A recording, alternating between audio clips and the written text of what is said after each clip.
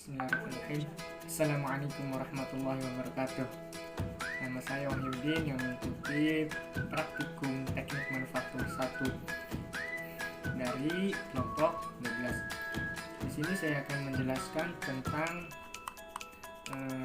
definisi dari bubut konvensional, kemudian ada prinsip kerja, terus ada bagian-bagian utama dari mesin bubut konvensional itu sendiri, kemudian ada macam-macam pahat dari mesin bubut konvensional, dan terakhir ada macam-macam proses pembuatan.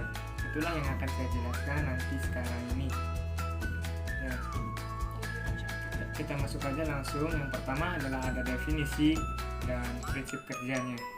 Nah, mesin bubut konvensional itu adalah sebuah alat mesin perkakas atau mesin bubut yang biasa digunakan untuk memproduksi benda yang berbentuk silindris atau silinder yang dalam proses pengerjaannya itu bergerak memutar benda kerja dan menggunakan mata potong sebagai mata potong pahat ya sebagai alat untuk mengayat benda kerja.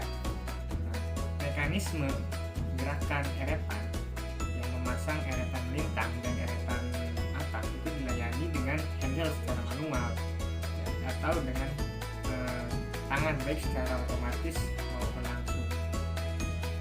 Dan fungsi utama dari mesin bubut konvensional ini yaitu membuat benda kerja yang berbentuk silindris. Contohnya itu seperti poros lurus, kemudian ada contohnya seperti poros berulir, dan banyak contoh yang lainnya yang berbentuk silinder atau silindris. Kemudian ada prinsip kerja. Prinsip kerja pada mesin bubut konvensional ini itu untuk menyayat atau menghilangkan sebagian dari benda kerja yang sudah ditentukan oleh si operator atau manusia yang memainkan mesin bubut itu sendiri. Kemudian untuk memperoleh bentuk yang dimana si benda kerja ini diputar dengan kecepatan yang sudah ditentukan bersamaan dengan dilakukannya proses pemakanan oleh pahat yang digerakkan secara translasi sejajar dengan sumbu putar si benda kerjanya. Kemudian gerakan putar tersebut dari benda kerja, gerak potong relatif dan gerakan translasi dari pahat tersebut adalah atau biasa disebut dengan gerak makan. Nah, kemudian selain dari definisi dan prinsip kerja, ada juga saya akan membahas tentang bagian-bagian utama mesin bubut konvensional. Nah, ada pun bagian-bagian utama atau bagian penting yang diperlukan pada saat praktikum ini atau praktikum pembuatan ini, itu diantaranya itu yang pertama ada kepala tetap atau kalau bahasa asingnya itu disebut dengan headstock. Headstock ini atau kepala tetap ini berfungsi sebagai tempat kedudukan pada cekam atau cak. Nah, dimana sehingga ketika si poros spindle berputar, maka cekam atau cak itu akan ikut berputar si benda kerjanya. Nah, kemudian bagian utama selanjutnya pada mesin bubut ini ada kepala lepas atau bahasa aslinya biasa disebut dengan tailstock. Nah, tailstock ini berfungsi sebagai tempat menahan ujung pada si benda kerja. Kemudian yang ketiga ada bagian utama mesin bubut konvensional itu ada cekam atau cak. Nah, cekam ini atau cak ini berfungsi untuk mencekam benda atau menjepit si benda kerja dengan side menggunakan mesin bubut. Nah, kemudian ada handle atau tuas. Nah, tuas ini sebagai fungsinya itu sebagai mengatur kecepatan handle, kecepatan pemakanan, arah pemakanan, penguliran, dan atau arah spindle. Nah, bisa juga untuk menyalakan dan mematikan mesin. Nah, kemudian ada eretan. Nah, eretan ini berfungsi untuk menggerakkan si benda kerja. Kemudian ada kedudukan pahat. Kedudukan pahat ini berfungsi untuk menahan atau menjepit pahat. Nah, yang terakhir ada coolant, yang dimana si coolant ini berfungsi untuk mendinginkan dan menstabilkan suhu pada alat potong atau si pahat. Kemudian ada macam-macam pahat, macam-macam pahat mesin bubut konvensional.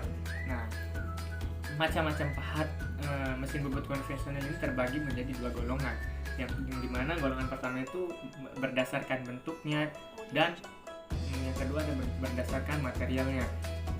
Pahat bubut berdasarkan bentuknya itu yang pertama ada pahat rata kanan dan kiri, kemudian ada pahat ulir, ada pahat chamfer atau tirus, pahat sisi, pahat muka, ulir, potong, dan meshing. Kemudian ada pahat berdasarkan materialnya. Nah, ini berdasarkan urutan dari yang terendah hingga tertinggi atau terkeras. Yang pertama ada baja karbon, kemudian ASS, kemudian ada baja paduan non ferro, kemudian ada karbida, keramik, CBN, dan yang paling keras itu adalah ikan. Yang terakhir ada macam-macam proses pembubutan. Nah, dalam setiap pembubutan benda kerja ada proses pembubutan untuk menghasilkan benda kerja yang maksimal, yang dimana proses pembubutan pada FPI praktikum pembubutan itu ada 4. Nah, yang pertama ada pembubutan proses pembubutan tepi atau passing, yang dimana proses pengerjaannya pembubutan tepi ini atau passing ini pengerjaan si benda kerja terhadap penampangnya, jadi dia menyayat dari samping kiri ke kanan atau kanan ke kiri. Kemudian ada membubut rata atau bubut rata ya. Ini pengertiannya itu adalah sebuah pemesinan pada bagian luar benda silinder atau silindris untuk membentuk diameter yang diinginkan. Proses pembubutan rata ini dilakukan dengan benda kerja yang berputar. Kemudian ada proses pembuatan alur atau biasa disebut dengan bahasa aslinya itu adalah grooving, yang dimana proses pengerjaannya itu untuk menyayat benda kerja pada ukuran yang lebih besar atau lebih lebar. Dan terakhir ada proses pembubutan tirus, dimana pembubutan tirus ini biasanya disebut dengan centering ya, ada bentuk sudutnya juga. Centering ini atau pembubutan tirus ini dalam pengerjaannya itu sebuah pembubutan pada sudut benda kerja yang menggunakan ujung pahat. Nah, mungkin sekian dari pembahasan saya. Apabila memang ada kekurangan atau kesalahan kata, mohon dimaafkan, dan apa yang saya ungkapkan atau saya